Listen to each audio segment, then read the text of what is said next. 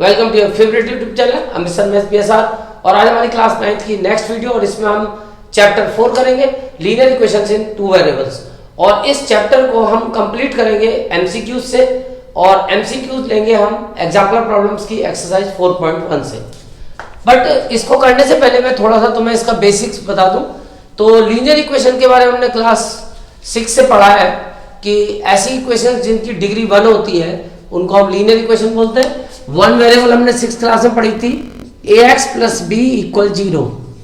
इस फॉर्म में जो इक्वेशंस होती थी उनको हम बोलते थे linear equation in one variable, क्योंकि यहाँ जो वेरिएबल है वो एक है x और ये जो डिग्री है इसकी वो 1 है, यानी हाईएस्ट एक्सपोनेंट इसमें इस वेरिएबल का 1 है। अब हम बात कर रहे हैं linear equation in two variables की। वैसे इंट्रोडक्शन की वीडियो पड़ी हुई है, मेरी प्लेलिस्ट पे जाओगे, बट मैं यहाँ थोड़ा सा तुम्हें बेसिक बता रहा हूँ। तो टू वेरिएबल में हमारे पास दो वेरिएबल होंगे। x के साथ एक वेरिएबल मैंने y ले लिया।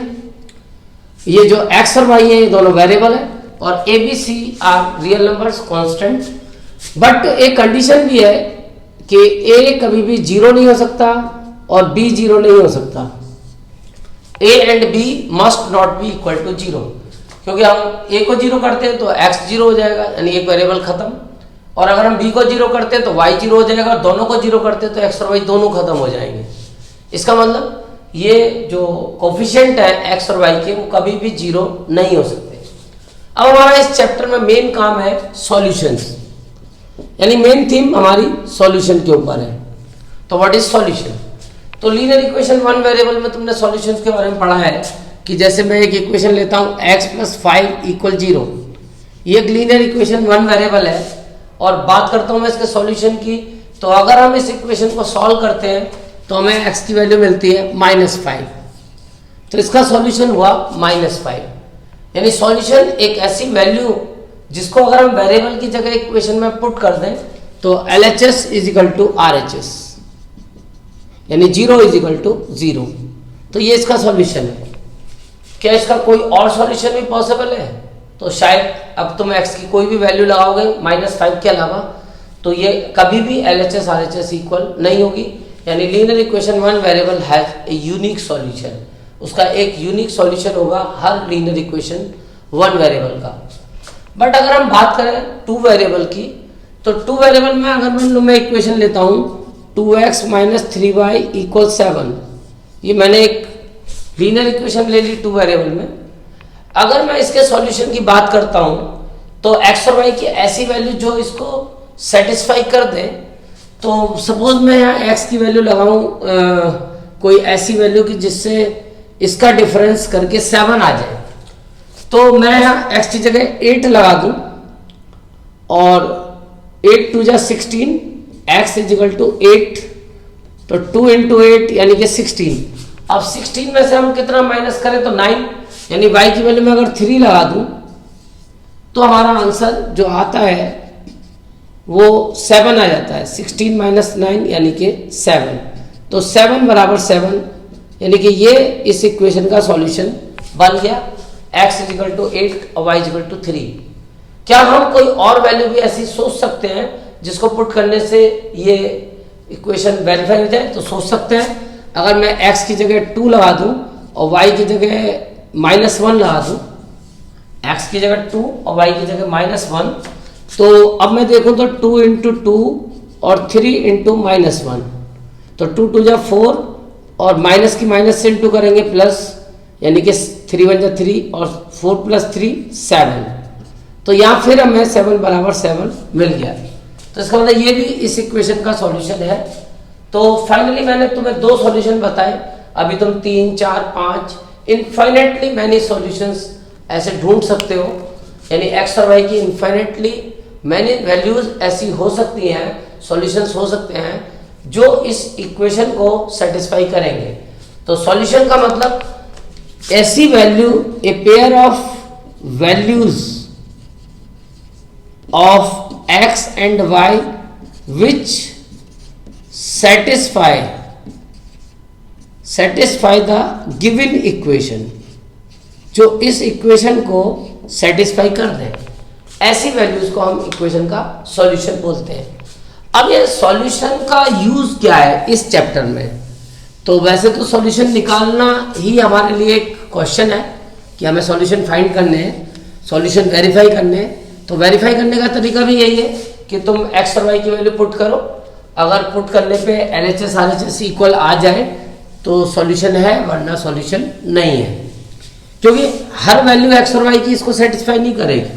तो कुछ वैल्यूज एक्स और वाई की ऐसी भी हो सकती हैं जो सॉल्यूशन ना हो। तो यहाँ पे अगर हम बात करें कि हम ये सॉल्यूशन क्यों निकाल रहे हैं, तो जब हम इस लीनियर इक्वेशन को ग्राफिकली रिप्रेजेंट करते हैं तो हर लीनियर इक्वेशन का जो ग्राफ आता है, चाहे वो 1 वेरिएबल हो या 2 वेरिएबल, तो एक स्ट्रेट लाइन फॉर्म हो जाती है। तो अगर उस ग्राफ को हमें प्लॉट करना है, सपोज मैं एक इक्वेशन ले लूँ और उसका मैं ग्राफ बनाना चाहूँ, तो यहाँ पे फिर पहले तुम्हें कोऑर्डिनेट ज्योमेट्री पे जाना पड़ेगा। इस प्लेन को पहले तुम्हें कार्टेशियन प्लेन में कन्वर्ट करना पड़ेगा। एक एक्स एक्सिस वाई एक्सिस तुम्हें ड्रॉ करने पड़ेंगे, यानी एक वर्टिकल और एक हॉरिजॉन्टल परपेंडिकुलर लाइंस एक दूसरे पे। उसके बाद जब तुम ये इक्वेशन जिसका ग्राफ बनाना चाहते हो, जैसे x + y = 7, इसका ग्राफ बनाना चाहते हो, तो तुम्हारे पास पहले कम से कम 2 सॉल्यूशन तुम्हें निकालने पड़ेंगे, क्योंकि एक यूनिक लाइन बन जाती है 2 पॉइंट से, और एक लाइन बन जाती है 2 पॉइंट से, और एक यूनिक लाइन बन जाती है 3 पॉइंट से। तो 3 कोलिनियर पॉइंट हम ऐसे ढूंढते हैं जिनको मिलाने पे वो लाइन बनती है। बट 2 पॉइंट से भी एक लाइन बनती है, तो मैं 2 से भी एक लाइन ड्रॉ कर सकता हूँ, लेकिन मिनिमम मेरे को 2 तो कम से कम निकालने पड़ेंगे। तो मैं उसके लिए सॉल्यूशन निकाल लेता हूँ। यहाँ x की वैल्यू कुछ भी लगाते हैं, सपोज 2 लगाते हैं, तो y को सॉल्व करते हैं तो 5, x की सपोज मैं 3 लगाता हूँ तो y की 4। तो मैंने 2 सॉल्यूशन निकाल लिए। अगर बिल्कुल सही है तो 2 से ही लाइन बन जाएगी, लेकिन अगर तुम्हें अपने आंसर पे श्योरिटी नहीं है तो कम से कम तुम्हें 3 निकालने पड़ेंगे, क्योंकि 3 पॉइंट से एक यूनिक लाइन बनेगी। तो अब यहाँ अगर तुम इनको प्लॉट करोगे, x = 2 और y = 5, 1 2 3 4 5, और x = 3 और y = 1 2 3 4। तो ये जो पॉइंट को मिलाने से लाइन बनी, ये लाइन इस इक्वेशन को रिप्रेजेंट करेगी x + y = 7। कभी कभी हमारे पास एक एक्सरसाइज है और उसमें हमें 1 वेरिएबल का ग्राफ बनाना है, जैसे x = -5, लेकिन बनाना उसको कार्टेशियन प्लेन पे 2 वेरिएबल में, एक्स वाई प्लेन में। तो पहले हमें इस इक्वेशन को 2 वेरिएबल में सोचना पड़ता है।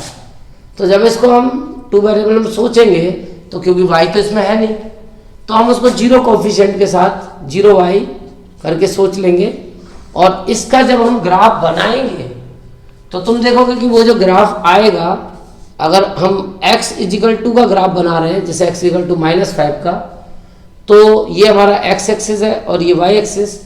तो x = का जो ग्राफ होता है वो पैरेलल टू y एक्सिस आता है, यानी ये ग्राफ ऐसा बनेगा। ये ग्राफ है x = -5 का, और ये 100% -50 से पास होगा।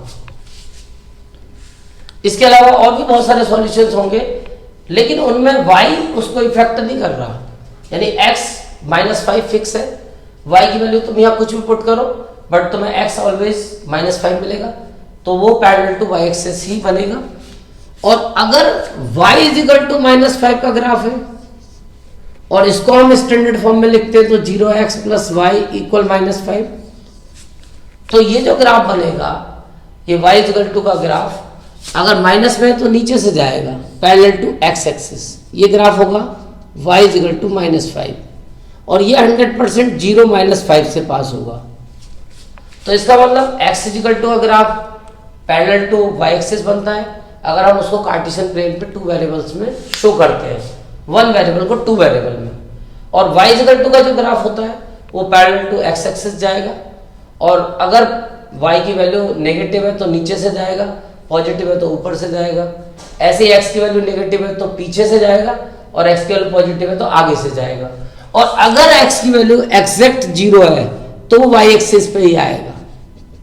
यानी ये एक तरीके से y एक्सिस जो होता है वो x = 0 का ग्राफ होता है, और अगर y की वैल्यू 0 है तो उसका ग्राफ x एक्सिस होगा। y = 0 ग्राफ x एक्सिस, और x equal to 0 graph y axis. तो ये बातें हमें सब बेसिक हैं और ये याद करनी पड़ेंगी। और यहाँ तुम एक बात ध्यान रखोगे, क्योंकि ये सॉल्यूशन तो इनफाइनाइट होते हैं, तो इस लाइन पे भी इनफाइनाइट पॉइंट्स होते हैं। तो इस इनफाइनाइट पॉइंट्स को, जिन पॉइंट से लाइन पास होगी, तुम कह सकते हो कि वो सारे पॉइंट इस x plus y equal to 7 का सॉल्यूशन होंगे।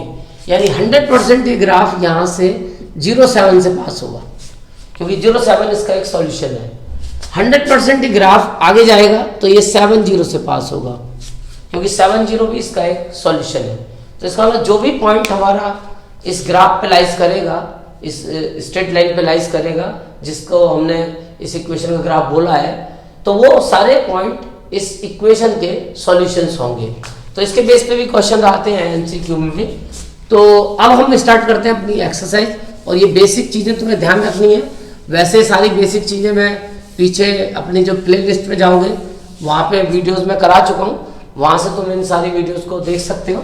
इसमें मैंने डिटेल में सारी सॉल्यूशंस वगैरह के बारे में बताया हुआ है, वहाँ से तुम इसकी और नॉलेज गेन कर सकते हो। फिलहाल मैंने कुछ ऐसा बताया जो हमें 100% यूज करना पड़ेगा।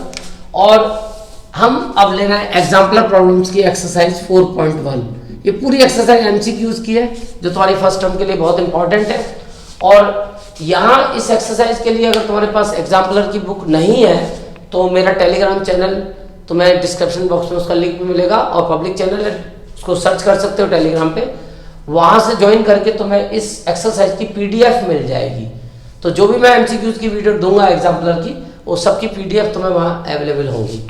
तो अब हम स्टार्ट करते हैं एक्सरसाइज 4.1 और क्वेश्चन नंबर फर्स्ट। तो इस पहले क्वेश्चन में हमें एक लीनियर इक्वेशन दी है 2x माइनस 5y इक्वल 7, और हमसे पूछता है कि इस इक्वेशन के कितने सॉल्यूशन होंगे। तो अभी बिल्कुल हम जस्ट एक सेकंड पहले तुम्हें एक्सप्लेन करके आए हैं कि इसका एक यूनिक सॉल्यूशन होगा। नहीं, बहुत सारे सॉल्यूशन। यूनिक का मतलब एक सॉल्यूशन, तो एक नहीं होगा, बहुत सारे होते हैं। दो तो मैंने ही निकाल के दिखाए थे।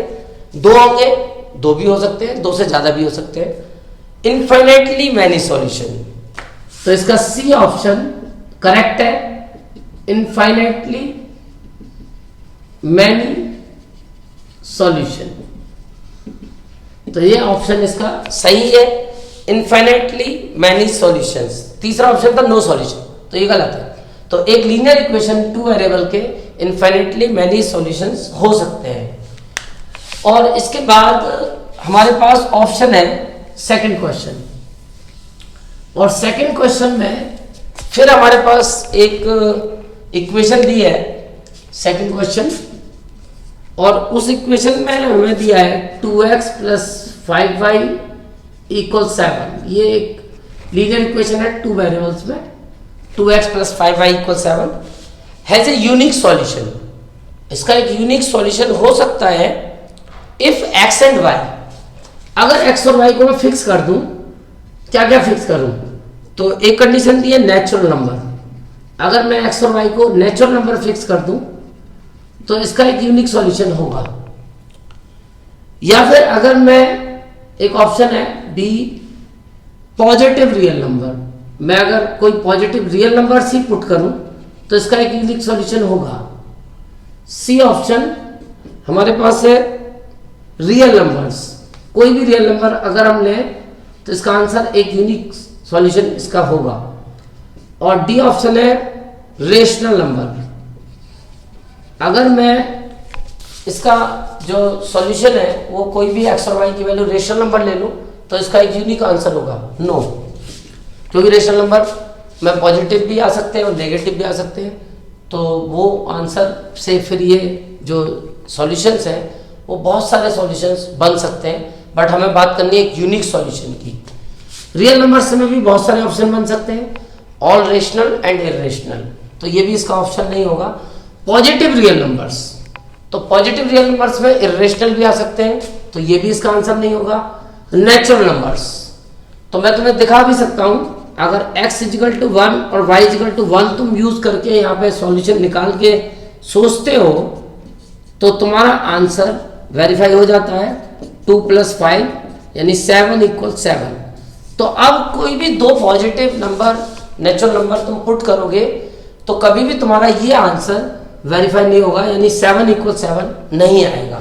यानी 7 = 7 केवल तभी आ सकता है जब तुम 1 और 1 यानी ये दो नेचुरल नंबर यूज करो, तो तुम्हें एक ये इसका सॉल्यूशन मिल सकता है। इसके अलावा कोई भी नेचुरल नंबर अब तुम यहाँ पुट करोगे एक्स और वाई की जगह, तो कभी भी तुम्हें LHS और RHS इक्वल नहीं मिलेगी।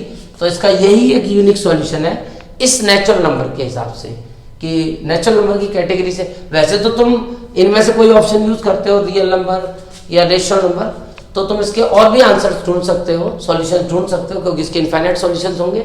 बट यूनिक सॉल्यूशन जो होगा वो इन्हीं नेचुरल नंबर्स पे होगा, दोनों पे।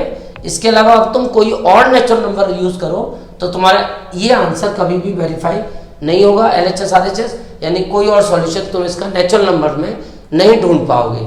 तो नेचुरल नंबर में एक इसका यूनिक आंसर है 1 1। तो इसका ए ऑप्शन सही है, नेचुरल नंबर्स।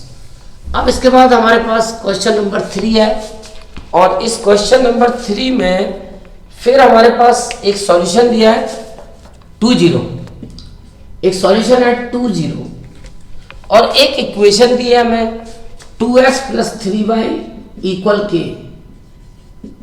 अब वो हमसे कहते हैं कि अगर 2 0 इस इक्वेशन का सॉल्यूशन है तो k की वैल्यू बताओ। तो अभी मैंने तुम्हें सॉल्यूशन की डेफिनेशन बताई थी कि x और y की ऐसी वैल्यू जो इस इक्वेशन को सेटिस्फाई करती है। सेटिस्फाई का मतलब, अगर ये जो LHS है, इक्वेशन में हमेशा दो पार्ट होते हैं, LHS और RHS, और ये दोनों पार्ट इक्वलिटी से कनेक्टेड होते हैं, तभी वो इक्वेशन बनती है।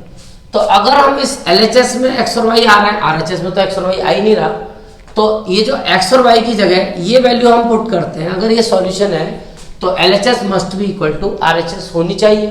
तो इसी कॉन्सेप्ट से हम यूज करेंगे, और हम यहाँ x की वैल्यू 2 लगाएंगे, ऑर्डर्ड पेयर है, पहला x होता है, दूसरा y होता है, फिक्स ऑर्डर होता है, तो अंडरस्टूड है कि दूसरा y है। अब ये वैल्यू अगर हम यहाँ पुट करते हैं, x की जगह 2 और y की जगह 0, तो LHS जो हुई वो RHS के इक्वल हो जाएगी, क्योंकि ये सॉल्यूशन है। तो 2 2 जा 4 और 3 × 0 0, यानी k की वैल्यू 4। तो ये इसका आंसर हुआ, और ये हमारे पास ऑप्शन है ए। तो ए ऑप्शन हमारा ओके हो गया 4, k की वैल्यू 4 होगी तभी ये इसका सॉल्यूशन हो सकता है, या अगर ये सॉल्यूशन है तो k की वैल्यू 4 होनी चाहिए। अगर मैं यहाँ k की वैल्यू 4 लिख दूँ तो ये जो इक्वेशन बनेगी 2x + 3y = 4, इसका ये सॉल्यूशन 1 होगा। अब इसके बाद हमारे पास आता है क्वेश्चन नंबर 4। तो क्वेश्चन नंबर 4 में फिर हमें एक इक्वेशन दिया है 2x + 0y + 9 = 0। ये एक इक्वेशन है, 1 वेरिएबल में है, लेकिन इसको 2 वेरिएबल में एक्सप्रेस किया हुआ है इक्वेशन ये 1 वेरिएबल में। अब हमें, क्योंकि ये इक्वेशन में y तो है ही नहीं, y का कोफिशिएंट 0 है, मतलब y नहीं है, तो कायदे में तो ये इक्वेशन 2x + 9 = 0 है, बट इसको लिखा हुआ है हमने 2 वेरिएबल में। अब ये मुझे कहता है कि इसका कोई भी सॉल्यूशन इनमें से हो सकता है, एनी सॉल्यूशन, इसका कोई भी सॉल्यूशन इनमें से हो सकता है। कौन सा हो सकता है? तो पहला पार्ट है -9/2m की फॉर्म में, बी पार्ट है n-9/2 की फॉर्म में, सी पार्ट है 0-9/2 हो सकता है, डी पार्ट है -9 हो सकता है। तो यहाँ पे इस कहने का मतलब है कि जो हमारी ये इक्वेशन है, मैंने पीछे भी तुम्हें बताया था, जब इसमें y है ही नहीं इक्वेशन में, तो y इसको इफेक्ट नहीं करेगा। अगर तुम ये y की वैल्यू कुछ भी लगाते हो, कुछ भी xyz -9/2 लगाते हो, या कोई भी वैल्यू लगाते हो, सपोज -9/2 लगाते हो कि लेट y = -9/2, और यहाँ तुम पुट करते हो 2x + 0 × -9/2 + 9 = 0, तो ये तो 0 ही हो जाएगा, यानी फाइनली तुम्हारे पास 2x + 9 = 0 ही बचेगा। और इसको सॉल्व करोगे तो x की वैल्यू -9/2 आएगी। अगर तुमने y की कोई और वैल्यू भी पुट करी, जैसे 0 पुट करी, लेट y = 0, और अगर तुमने वहां y की जगह 0 लगाया तो 2x + 0 × 0 + 9, तो ये तो 0 ही हो गया, यानी 2x + 9 = 0, x की वैल्यू फिर से 9/2 आई। तो इसका मतलब इसका सॉल्यूशन जो बनना है वो -9/2 0 बनना है। यहाँ जो सॉल्यूशन बनना है -9/2 -9/2 बन रहा है। तो इसका मतलब x तो फिक्स है तुम्हारा -9/2, तो इसके हिसाब से तो ए ऑप्शन सही बैठता है, क्योंकि इसी में x की वैल्यू -9/2 है। बाकी यहाँ तो कोई x की वैल्यू है ही नहीं, या 0 है या -9 है। तो इस हिसाब से भी तुम सोच सकते हो कि ये इसका ऑप्शन है। तो इसका मतलब क्या हुआ कि यहाँ पे तुम y की वैल्यू m दी है, मीन्स m की वैल्यू तुम कुछ भी लगा दो, m की वैल्यू 0, 1, -1/2, 5 कुछ भी पुट करो, लेकिन y हमेशा फिक्स रहेगा -9/2। बट यहाँ क्या है कि y की वैल्यू 9/2 लगाओगे माइनस की, तो y x की वैल्यू कुछ भी आ जाएगी, कुछ भी नहीं आएगी, x की वैल्यू तो फिक्स है, तो ये सॉल्यूशन नहीं है। x की वैल्यू 0 है ही नहीं, इससे y की वैल्यू लगाने पे x 0 आएगा ही नहीं, y की वैल्यू 0 लगाने पे x ये नहीं आएगा, तो इसका कोई भी ऑप्शन नहीं है। तो पहला ऑप्शन हमारा ओके है। तो यहाँ तुम y की वैल्यू पे इफेक्ट ही नहीं कर रहा, इसीलिए y को उन्होंने m दे दिया है कि m का मतलब कोई भी नंबर अगर यहाँ पुट करते हैं y की जगह, तो हमेशा हमें x -9/2 ही मिलेगा। तो मुझे उम्मीद है कि समझ में बात आ गई होगी। और इसके बाद हमारा क्वेश्चन नंबर 5, और क्वेश्चन नंबर 5 में फिर हमारे पास एक क्वेश्चन है जो सॉल्यूशन की बेस पे है। इसमें भी हमारे पास एक इक्वेशन दी है क्वेश्चन में, क्वेश्चन नंबर 5। इसकी जो हमारी इक्वेशन है क्वेश्चन नंबर 5 की, वो हमें दी हुई है 2x + 3y = 6। इक्वेशन है 2x + 3y = 6। तो ये जो 2x + 3y = 6 है, अगर हम इस इक्वेशन का ग्राफ बनाएं, अब देखो एमसीक्यू क्वेश्चन है, ग्राफ बनाने का टाइम नहीं है हमारे पास। अगर इसका हम ग्राफ बनाएं तो वो y एक्सिस को कहाँ काटेगा? तो अब आदमी सोचेगा कि मैं ग्राफ बनाऊं, तो ग्राफ बनाने की जरूरत नहीं है। जो मैंने तुम्हें अभी सिखाया है उस सिखाए हुए को तुम्हें दिमाग में रखना है। और मैंने तुम्हें अभी ये सिखाया था कि कोई भी पॉइंट, पीछे कोऑर्डिनेट ज्योमेट्री में मैंने पढ़ाया था कि कोई भी पॉइंट जो एक्स एक्सिस पे लाइज करेगा कहीं भी, उसमें x की वैल्यू तो कुछ भी हो सकती है, पर y फिक्स से 0 ही होगा। और कोई भी पॉइंट जो y एक्सिस पे लाइज करेगा उसमें x की वैल्यू 0 ही रहेगी, y कुछ भी हो सकता है। तो ये तो फिक्स है कि जो भी पॉइंट y एक्सिस पे लाइज करेगा, क्योंकि जब ग्राफ y एक्सिस को वो इंटरसेक्ट करेगी तो इसका मतलब वो पॉइंट y एक्सिस पे लाइज कर रहा है। इंटरसेक्टिंग पॉइंट दोनों का कॉमन पॉइंट होता है, और हमें देखना है कि वो लाइन y एक्सिस को कहाँ कट कर रही है, मीन्स हमें वो पॉइंट y एक्सिस पे ही ढूंढना है। तो जब हमें वो पॉइंट y एक्सिस पे ढूंढना है तो इसका मतलब उस पर x की वैल्यू तो फिक्स है कि वो 0 होगी, तो इसका मतलब जो भी पॉइंट होगा वो उसका x 0 होगा। तो अब तुम यहाँ पे लेट कर लो, क्योंकि any point on x axis, any point on y axis, जो भी पॉइंट y एक्सिस पे होगा उसका x 0 होगा, ये रूल है, ये फिक्स है। तो जो भी सॉल्यूशन होगा वो 0x रहेगा, तो x को तुम यहाँ 0 पुट कर दो, तुम्हें अपने आप y पता चल जाएगा। तो ये तो 0 हो गया, तो यानी 3y = 6, तो y की वैल्यू 2 आ गई, तो सीधा सा आंसर हो गया 0, 2। इस पॉइंट पे वो ग्राफ जो इसकी लाइन बनेगी, स्ट्रेट लाइन, क्योंकि इसका जब ग्राफ बनाओगे एक स्ट्रेट लाइन बनेगी, वो स्ट्रेट लाइन इसी पॉइंट पे कट करेगी। तो ये ग्राफ बनाने का क्वेश्चन नहीं है, यहाँ पे तुम्हें अपना बेस यूज करना है।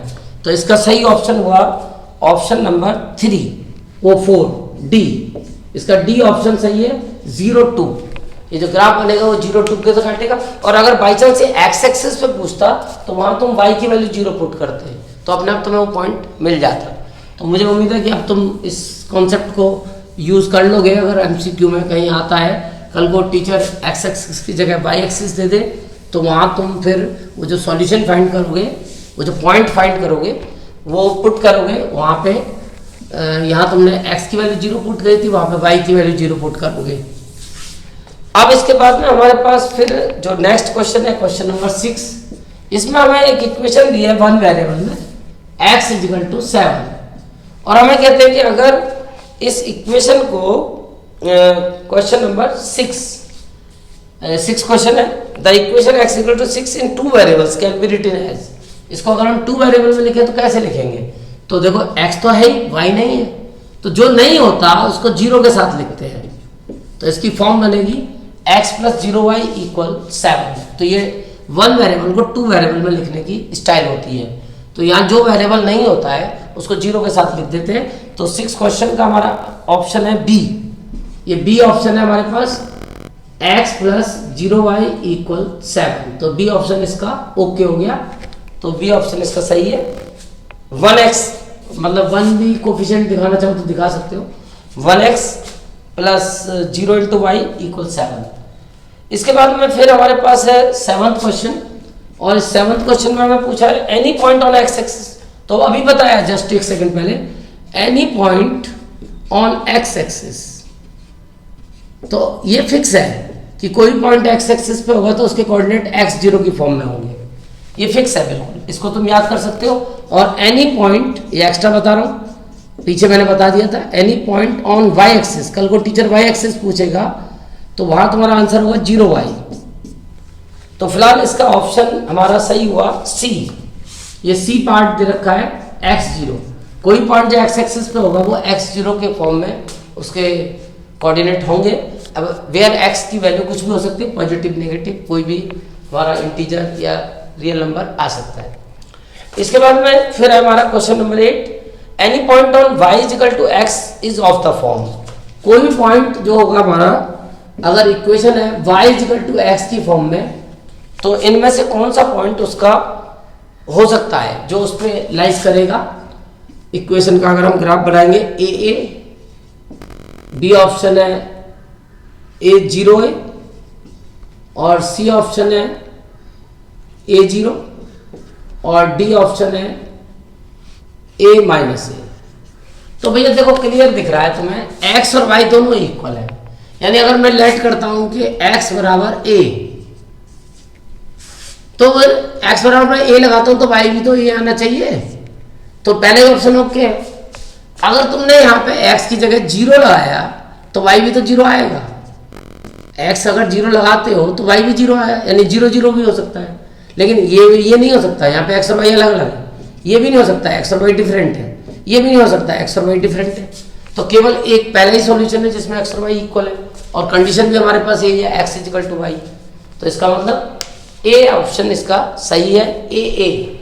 तो ए की फॉर्म में जो पॉइंट होगा, यानी जिसमें x और y दोनों इक्वल होंगे, वो पॉइंट इस लाइन के ऊपर लाइज करेगा। जो इसके ग्राफ को हम अगर प्लॉट करते हैं, ग्राफ बनाते हैं इसका, और उससे जो स्ट्रेट लाइन बनती है उस पे ए की फॉर्म वाला पॉइंट लाइज करेगा, और ग्राफ उस पॉइंट से पास होगा। इसके बाद में हमारे पास क्वेश्चन नंबर 9। तो ये जो क्वेश्चन नंबर 9 है, इसमें हमें फिर एक दिया है कि इक्वेशन ऑफ एक्स एक्सिस। तो अभी मैंने थोड़ी देर पहले बताया था कि दोनों मैंने बता दी थी कि इक्वेशन ऑफ एक्स एक्सिस, बिल्कुल अभी जस्ट एक सेकंड पहले अगर तुम रिवर्स करके देखोगे तो पता चलेगी। मैंने ऑप्शन बताया था y is equal to 0। X axis की जो इक्वेशन होती है y इज इक्वल टू 0, और अभी मैंने बताया था कि इक्वेशन ऑफ y एक्सिस जो होती है वो x इज इक्वल टू 0। तो इसका 9th क्वेश्चन का सही ऑप्शन है B part okay, y is equal to 0। तो जो इक्वेशन है y इज इक्वल टू 0, उसका ग्राफिकल रिप्रेजेंटेशन x एक्सिस ही होता है। तो इस बात को अपने दिमाग में फीड कर लो, और ये तुम्हारा MCQ का क्वेश्चन इंपॉर्टेंट है, आ सकता है।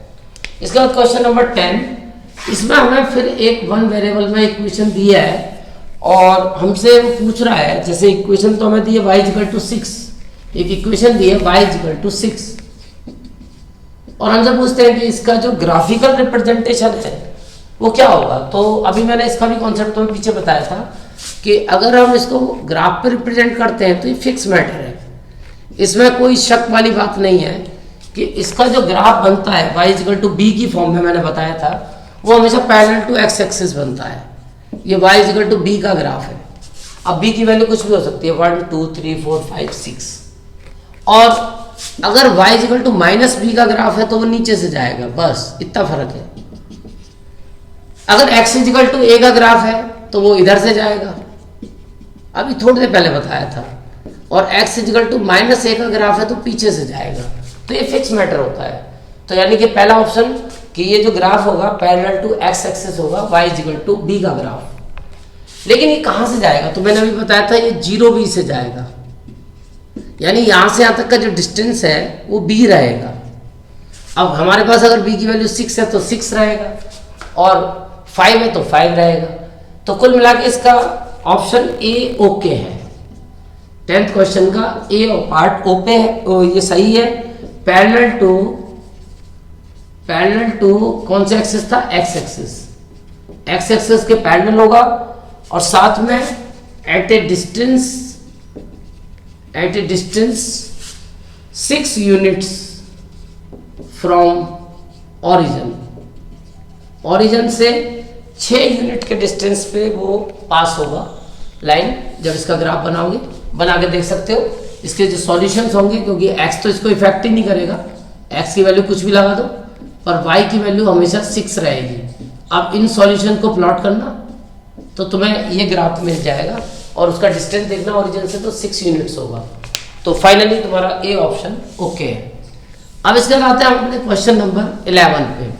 तो हमारा जो क्वेश्चन नंबर 11 है उसमें फिर हमारे पास एक कॉन्सेप्चुअल क्वेश्चन है और इस कॉन्सेप्चुअल क्वेश्चन को हम पीछे डिस्कस भी कर चुके हैं कि जो सॉल्यूशंस की कहानी होती है उसका रिवर्स किया जाए। कि अब की बार हमें कुछ सॉल्यूशन दे दिए हैं क्वेश्चन नंबर 11, कुछ सॉल्यूशन है हमारे पास, थोड़ा सा ये गीला हो रहा है, और सॉल्यूशन है x = 5 और y = 2 और कुछ इक्वेशन हमें दी हुई हैं x + 2y = 7 और b में दी हुई है 5x + 2y = 7 और तीसरे में दी है x + y = 7 और चौथे में दी है कि 5x + y = 7। तो ये किसका सॉल्यूशन है? तो ओरली कर सकते हो, x और y की वैल्यू पुट करके देखो, जिस इक्वेशन पे LHS RHS इक्वल आ जाए उसी का है। तो यहाँ x की जगह 5 लगाओगे, y की जगह 2 लगाओगे तो 5 + 4 9 = 7, तो इसका सॉल्यूशन तो नहीं है। अगर यहाँ x की जगह 5 लगाओगे, 5 × 5 = 25, यही बहुत बड़ा हो गया, और उसमें भी 4 और जोड़ोगे तो और बड़ा हो जाएगा, इसका भी नहीं है। x की जगह 5 और y की जगह 2 लगाया, 5 + 2 = 7, इसका है। तो तुम्हें सॉल्यूशन चेक करने के लिए क्या करना है कि x और y की वैल्यू इनमें पुट करके देखनी है और जिसमें भी फिट हो जाए उसी को आंसर दे के आगे, अब इस पे चेक मत करो, जहां आंसर आ गया वहीं रुक जाओ। तो ये तुम्हारा 11वां क्वेश्चन हो गया। इसके बाद 12वें क्वेश्चन में हमें फिर 3 सॉल्यूशन दिए हैं, -2 2, और अब यह काम बढ़ गया, अब तुम्हें तीनों चेक करने पड़ेंगे, ये तीनों सॉल्यूशन के हिसाब से तुम बताओगे कि किसका ग्राफ है। तो हमें जो ऑप्शन दिए लेकिन बड़े अच्छे दिए, ऑप्शन ऐसे हैं कि हम तुरंत बता सकते हैं, और ऑप्शन के हिसाब से मेरे को जो ऑप्शन दिख रहा है वो मेरे को लग रहा है कि ऑप्शन मेरे को मिल गया आंसर, बी ऑप्शन मेरे को ओके लग रहा है, क्योंकि बी ऑप्शन के हिसाब से हमारा आंसर सेट बैठता है। क्योंकि पहले ऑप्शन में तो दोनों का डिफरेंस 0 आना चाहिए, पर इनका डिफरेंस तो 0 नहीं आएगा, क्योंकि -2 में से 2 को माइनस कर रहे हैं तो आंसर कुछ और आ रहा है, और 2 में से -2 को माइनस कर रहे हैं तो भी 0 नहीं आ रहा। तो इसका मतलब इनको अगर हम माइनस करके देख रहे हैं, सब्ट्रैक्ट कर रहे हैं y - x, तो आंसर 0 नहीं आ रहा। तो ये सॉल्यूशन नहीं, इसका नहीं है, तो बाकी के चेक करने की जरूरत ही नहीं है। वैसे ये हो रहा है, बट हमें तीनों करनी, तीनों जिस पे वेरीफाई होंगे उसके सॉल्यूशन को बात करनी है। अब देखो बी में हो रहा है कि -2 + 2 0 = 0, 0 + 0 0 = 0, और 2 + -2 0 = 0। तो ये ऑप्शन हमारा बी ओके हो गया। तो तुम्हें इसमें ज़्यादा कुछ टेंशन नहीं करनी है, अब आगे वाले को चेक करने की जरूरत ही नहीं है। जिस पे भी वो तीनों वेरीफाई हो जाए, ओरली हो जाएंगे, उसी को तुम कर सकते हो। और एनसीईआरटी में भी एक क्वेश्चन दिया है वहाँ पे ऐसा, उसमें ग्राफ दिए हैं, उनकी इक्वेशंस के हिसाब से हमें कुछ पॉइंट को वेरीफाई करके देखना होता है। ये क्वेश्चन एनसीईआरटी की 3rd एक्सरसाइज में है, वहाँ से तुम इसकी प्रैक्टिस और कर सकते हो। तो वो सारे सॉल्यूशन हमें उस पर वेरीफाई करके देखने होते हैं कि वो सॉल्यूशन है या नहीं है। जिस इक्वेशन के वो सारे सॉल्यूशन बनेंगे ये उसी इक्वेशन का है गिव। अब इसके बाद क्वेश्चन नंबर 13 है, ये कोऑर्डिनेट ज्योमेट्री के बेस पे है। यहाँ पे अब तुम्हें कोऑर्डिनेट ज्योमेट्री यूज करनी पड़ेगी। ये कह रहा है positive solutions of the equation, एक इक्वेशन दिया है ax + by + c = 0। अब इसके सॉल्यूशन तो कुछ भी हो सकते हैं, पॉजिटिव भी हो सकते हैं, पॉजिटिव नेगेटिव भी हो सकते हैं, नेगेटिव पॉजिटिव भी हो सकते हैं। हाँ, दोनों नेगेटिव तो मुझे लगता है कि शायद ना हो, क्योंकि हम बीच में प्लस आ रहा है। तो अब इसके जो सॉल्यूशन है, अगर पॉजिटिव सॉल्यूशन की बात कर रहा है x + a और y + b, अगर ये इसका कोई सॉल्यूशन है पॉजिटिव सॉल्यूशन, तो वो किस क्वाड्रेंट में लाइज करेगा। तो ये तो कोऑर्डिनेट ज्योमेट्री की बात हो गई। कोऑर्डिनेट ज्योमेट्री में तुम लोग पढ़ाया है कि जो ऑर्डर्ड पेयर होते हैं, ये जैसे एक्स और वाई का एक ऑर्डर्ड पेयर है, यानी कोऑर्डिनेट को हम बना के ए बी को इस पे प्लॉट करें तो हमेशा जो फर्स्ट क्वाड्रेंट होता है उसमें दोनों पॉजिटिव आते हैं, जो सेकंड क्वाड्रेंट होता है उसमें एक्स नेगेटिव वाई पॉजिटिव, जो थर्ड क्वाड्रेंट होता है उसमें दोनों नेगेटिव, और जो फोर्थ क्वाड्रेंट होता है उसमें एक्स पॉजिटिव वाई नेगेटिव। तो इसका मतलब इसका ऑप्शन जो होगा वो पहला वाला ओके होगा, ए ऑप्शन। ए ऑप्शन सही है। फर्स्ट क्वाड्रेंट, पहले क्वाड्रेंट में वो दोनों सॉल्यूशन लाइज करेगा जिसमें एक्स और वाई दोनों पॉजिटिव है। तो इसका जो पॉजिटिव सॉल्यूशन होगा, यानी जिसमें एक्स और वाई की वैल्यू दोनों प्लस में आएंगी, ऐसा सॉल्यूशन फर्स्ट क्वाड्रेंट में लाइज करेगा। तो ये एक तरह से कोऑर्डिनेट ज्योमेट्री की कहानी थी। अब पहले चलो बात करते हैं क्वेश्चन नंबर 14, फिर एक बार सफाई दोबारा से करेंगे। इसमें हमें कहा है कि जो ग्राफ होगा इस इक्वेशन का 2x + 3y = 6 का, इसका जो ग्राफ होगा is a line which meet the x axis. अभी बिल्कुल जस्ट मैंने पीछे क्वेश्चन में बताया था तुम्हें, क्वेश्चन नंबर 5, उसमें था कि जो ग्राफ था वो वाई एक्सिस को किस पॉइंट पे काटता है। यहाँ पे है कि जो ग्राफ बनेगा इसका वो एक्स एक्सिस को कहाँ मिलेगा, which meet the x axis. तो अभी मैंने बता दिया था कि एक्स एक्सिस पे वाई की वैल्यू हमेशा 0 होती है। ऑन एक्स एक्सिस पे on x axis y must be 0। तो तुम वाई 0 लगा दो, अपने आप पता चल जाएगा। 2x + 3 × 0। ग्राफ बनाने की जरूरत नहीं है, बस ये बात याद रखो। तो ये तो 3 × 0 0 हो गया, यानी 2x = 6, तो x की वैल्यू 3 आ गई। तो सीधा आंसर हो गया 3 0। 3 0 पे ये ग्राफ को, जो इसका ग्राफ बनेगा, स्ट्रेट लाइन बनेगी इसके ग्राफ, जब हम इसका ग्राफ बनाएंगे ग्राफिकल रिप्रेजेंटेशन, तो जो स्ट्रेट लाइन बनेगी वो एक्स एक्सिस को इस पॉइंट पे इंटरसेक्ट करेगी 3 0 पे। तो हमारा ओके हो गया आंसर सी। इसका सी ऑप्शन ओके है 3 0। तो इसके लिए ग्राफ बनाने की जरूरत नहीं है। अगर एक्स एक्सिस पूछता है तो वाई की वैल्यू 0 पुट करके पॉइंट निकाल दो, और वाई एक्सिस पूछता है तो एक्स की वैल्यू 0 पुट करके पॉइंट निकाल लो। तो तुम्हें उसके लिए ग्राफ नहीं बनाना। तो कुल मिला के ये ऑप्शन हमारा ओके हो गया। तो अब ये हमारा नेक्स्ट क्वेश्चन है, और ये है क्वेश्चन नंबर 17। अब ये कोऑर्डिनेट ज्योमेट्री भी देखो बहुत अच्छे से आनी चाहिए, क्योंकि कोऑर्डिनेट ज्योमेट्री का तुम देख रहे हो यूज बहुत हो रहा है। और इस चैप्टर को करने के लिए तुम्हें कोऑर्डिनेट ज्योमेट्री पे जाना पड़ेगा, जिसकी वीडियो पहले से अपलोडेड है, उसका इंट्रोडक्शन तुम्हें पढ़ना पड़ेगा। अब आते हैं अपने क्वेश्चन नंबर 14 के बाद क्वेश्चन नंबर 15 पे। और क्वेश्चन नंबर 15 में हमारे पास फिर एक क्वेश्चन है, और इस क्वेश्चन में हमें एक लीनियर इक्वेशन दी है y = x। फिर से देखो y और x दोनों इक्वल है, और हमें बताना है कि जब इसका ग्राफ बनाएंगे तो जो लाइन बनेगी स्ट्रेट लाइन, वो पास होगी किस पॉइंट से। तो फिर हमें कुछ पॉइंट दिए जिनसे पास होगी, लेकिन क्या वो पॉइंट इस कंडीशन को फॉलो करेंगे। जो पॉइंट इसका सॉल्यूशन होंगे ये उन्हीं से पास हो सकती है। तो हमें भाई इसमें बस ढूंढना है कि इनमें से कौन सा इसका सॉल्यूशन हो सकता है। जो भी इसका सॉल्यूशन होगा ये उसी से पास होगी। तो इनमें से कोई भी एक इसका सॉल्यूशन है, तभी तो वो पूछ रहा है किससे पास होगी। तो देखो इससे तो पास होगी नहीं, क्योंकि यहाँ एक्स और वाई इक्वल ही नहीं है, और कंडीशन है एक्स और वाई इक्वल होने चाहिए। इससे भी पास नहीं होगी क्योंकि एक्स और वाई इक्वल नहीं है। इससे पास होगी क्योंकि इसमें एक्स और वाई इक्वल है। अगर मैं यहाँ x की वैल्यू 1 लगाता हूँ, लेट x = 1, तो y भी 1 आएगा। तो यानी कि इसका एक सॉल्यूशन 1 1 बन गया।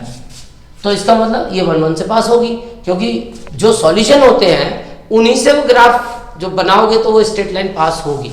तो जो उस ग्राफ पे, उस स्ट्रेट लाइन पे जितने भी पॉइंट लाइज करेंगे वो समझ लो सारे पॉइंट सॉल्यूशन होंगे। और जब वो लाइन इस पॉइंट से पास हो रही है 1 1 से, तो मीन्स ये इसका सॉल्यूशन है। तो हमें यहाँ पे देखना है कि कोई जो पॉइंट इस इक्वेशन का सॉल्यूशन है वो 100% उससे पास होगी। तो सॉल्यूशन ही ढूंढना है हमें। तो इनडायरेक्टली क्वेश्चन है ये सॉल्यूशन के ऊपर। इसके बाद आते हैं हम अपने क्वेश्चन नंबर 16 पे। इस यानी इसका तो सी पार्ट ओके हो गया। 16 क्वेश्चन में कह रहा है इफ वी मल्टीप्लाई और divide both the side of a linear equation by non zero then the solution of equation. अगर हमारे पास कोई लीनियर इक्वेशन है, मान लो मैं एक लीनियर इक्वेशन ले लूँ 2x प्लस 4y इक्वल 6। अब ये कहते हैं कि अगर इस लीनियर इक्वेशन को मैं ले लेता हूं और मैं बल्कि इसको थोड़ा चेंज कर दूं, x प्लस 2y इक्वल 6, मैंने एक ये लीनियर इक्वेशन ले ली। अब अगर इस लीनियर इक्वेशन को मैं बोथ साइड 2 से मल्टीप्लाई कर दूं, 2 से इस इक्वेशन को मैं इनटू कर दूं, तो इक्वेशन बन जाएगी 2x प्लस 2 2 जा 4y इक्वल 12। तो मैंने क्या करा, इस इक्वेशन को 2 से मल्टीप्लाई कर दिया, एक नॉन जीरो नंबर। अब इसका सॉल्यूशन मैं देखता हूं, इसका सॉल्यूशन x बराबर 2 और y बराबर 2 इसका सॉल्यूशन है। x बराबर 2 और y बराबर 2 इसका सॉल्यूशन है। अगर हम यहाँ x की जगह 2 लगाते हैं, y की जगह 2 लगाते हैं, तो 2 2 जा 4 और 2 6 सॉल्यूशन है। तो क्या ये सॉल्यूशन इसका भी है? अगर मैं यहाँ x की जगह 2 लगाता हूँ और y की जगह भी 2 लगाता हूँ, तो 2 2 जा 4 4 2 जा 8, तो 12 बराबर 12 आता है। तो इसका मतलब ये इसका भी सॉल्यूशन है।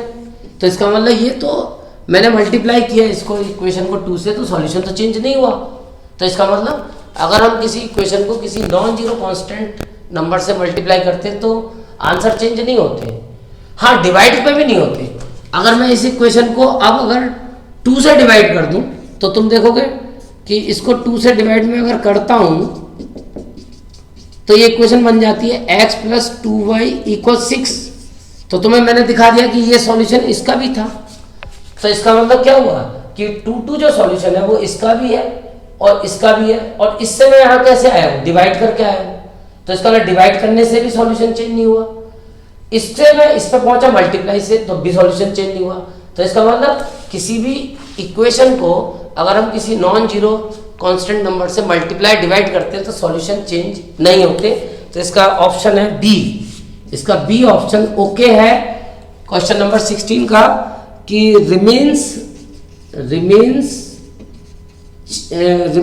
The same, solution remains the same, solution वही रहेंगे, सॉल्यूशन चेंज नहीं होंगे। तो इसका ये आंसर तुम्हारा ओके हो गया। अब इसके बाद तुम्हारे पास है क्वेश्चन नंबर 17। तो ये जो 17 क्वेश्चन है, इसमें फिर हमें पूछ रहा है कि एक सॉल्यूशन से रिलेटेड हमें क्वेश्चन दिया है। तो अभी मैंने पीछे तुम्हें इसका आंसर वैसे बता दिया था, तुम चाहो तो बिना सोचे समझे इसका आंसर बता सकते हो। अगर तुमने पीछे की बात को बड़े ध्यान से सुना है तो इसका आंसर तुम 1 मिनट में दे सकते हो। चेक करके देखो, वीडियो को बंद करके अपने आप सोचना ये चीज कि हाउ मैनी लीनियर इक्वेशंस, उल्टा क्वेश्चन है, linear equations in x or y, in x and y can be satisfied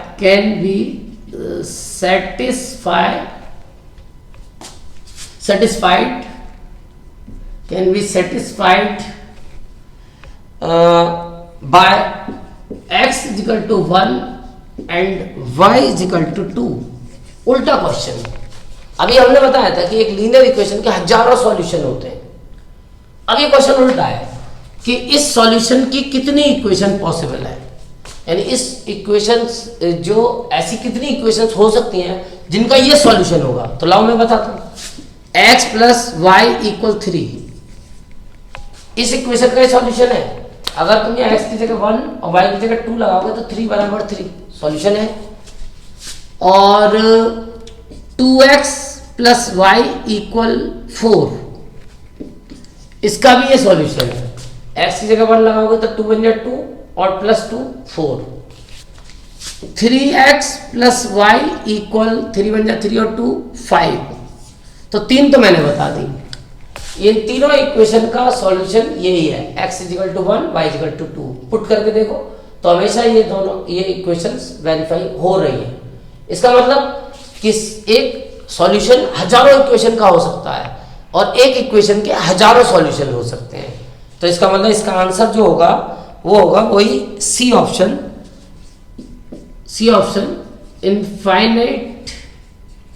infinitely many solution. तो इसके हजारों सॉल्यूशंस पॉसिबल है। तो यहाँ तुम इसका आंसर दे सकते हो 18 नंबर। अब ये कह रहा है any point of the form a a, एक सॉल्यूशन दिया है ए ए। अब ए का मतलब 1 1 भी हो सकता है, 2 2 भी हो सकता है, 3 3 भी हो सकता है, ऐसे कुछ भी वैल्यूज हो सकती हैं, यानी दोनों एक्स और वाई इक्वल है। तो ये हमेशा लाइज करेगा, ऑलवेज लाइज।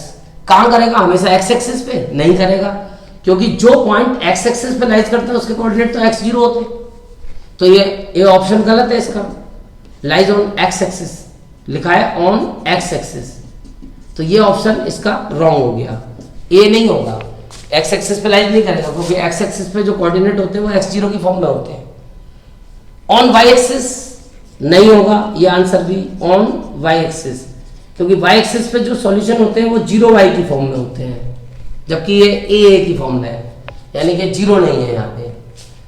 अब इसके बाद में तीसरा ऑप्शन, हाँ एक ऑप्शन 0 0 यहाँ पे लाइज कर सकता है, यहाँ पे भी लाइज कर सकता है, बट ऑलवेज वर्ड यूज किया है, हमेशा लाइज करेगा।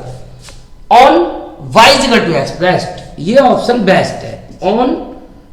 On the line y equal to x, इस पे करेगा, हमेशा करेगा। 1 1 भी इस पे करेगा, 2 2 भी करेगा, 3 3 भी करेगा, a भी करेगा। तो इस लाइन पे हमेशा करेगा, क्योंकि ये इक्वेशन है x और y इक्वल है।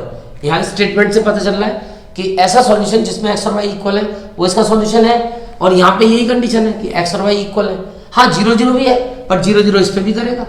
तो यहाँ तो एक्सेप्शनल केस में एक ही सॉल्यूशन कर रहा है, बट यहाँ पे सारे कर रहे हैं, तो ऑलवेज के लिए तुम्हें सी ऑप्शन देना पड़ेगा, on y equal to x. ये हमारा सबसे बेस्ट आंसर है इस क्वेश्चन के हिसाब से। 18 का ऑप्शन हो गया सी। अब इसके बाद तुम्हें आगे का डी देखने की जरूरत नहीं है, यही तो एमसीक्यू का गेम है कि जहां तुम्हें बेस्ट ऑप्शन मिल जाए उसको छोड़ दो, फिर आगे वाले को मत देखो। अब इसके बाद टाइम थोड़ा कम होता है एमसीक्यू में। अब आता है हमारा क्वेश्चन नंबर 19, ये था 18 और ये शायद एक्सरसाइज का लास्ट क्वेश्चन। इसमें भी हमें एक पॉइंट दिया है कि a माइनस ए ये हमेशा कहाँ लाइज करेगा? Always lies. तो ऑप्शन है y x equal to a, हमेशा x इजिकल टू ए पे लाइज करेगा। B option y equal to minus a पे लाइज करेगा हमेशा। C option y equal to x पे करेगा, और D option x plus y equal to 0 पे करेगा। तो भैया अब तुम अगर सोचते हो कि x इजिकल टू ए पे करेगा, तो x इजिकल टू ए पे तो नहीं करेगा, क्योंकि x इजिकल टू ए पे एक सॉल्यूशन ठीक है बन सकता है एक ऑप्शन, क्योंकि x इजिकल टू ए का जब हम ग्राफ बनाएंगे तो वो जो ग्राफ बनेगा x इजिकल टू ए का, वो पैरेलल टू y एक्सिस बनेगा, इस तरीके से बनेगा, यानी कि वो a0 से पास होगा। ये graph x equal to a का है, तो इसका सॉल्यूशन a0 की फॉर्म में होगा, तो x इक्वल टू ए पे कर सकता है। एक सॉल्यूशन इसका पॉसिबल है a माइनस ए, वो यहाँ हो सकता है a minus A fourth quadrant पे, यानी कि a की वैल्यू अगर मैं 2 लगाता हूँ तो इसका एक सॉल्यूशन 2 माइनस 2 बन सकता है x इक्वल टू ए का, क्योंकि y तो इसको इफेक्ट नहीं कर रहा, y की वैल्यू तुम कुछ भी लगाओगे लेकिन a की वैल्यू तुम्हारी फिक्स रहेगी। अब y इक्वल टू ए का ग्राफ, तो y इक्वल टू ए का graph parallel to x axis होता है, y इक्वल टू ए का graph parallel to minus a का ग्राफ ऐसा होगा, तो ये जाएगा 0 माइनस ए से, तो इस पे तो नहीं करेगा, क्योंकि यहाँ पे तुम अगर y इक्वल टू माइनस ए तो फिक्स है। अब x की वैल्यू तुम a अगर पुट कर रहे हो तो y की वैल्यू तो फिक्स रहेगी माइनस ए, कर सकता है, इसका अलग ये भी कर सकता है, एक ऑप्शन ये भी बनेगा, क्योंकि इसका सॉल्यूशन अगर हम इसके सॉल्यूशन निकालें y equal to minus a के, तो 0x plus y equal to minus a, ये इसकी स्टैंडर्ड फॉर्म बनेगी, और वहाँ से इसका सॉल्यूशन अगर मैं x की वैल्यू यहाँ अगर थोड़ी देर के लिए a पुट कर दूँ तो कोई बात नहीं, y की वैल्यू फिक्स रहेगी माइनस ए। हाँ अगर मैं माइनस ए भी पुट करूँगा तब भी माइनस ए रहेगी, क्योंकि y की वैल्यू तो फिक्स है। अब x तुम कुछ भी पुट कर लो, तो इसका एक ऑप्शन बन सकता है a माइनस ए।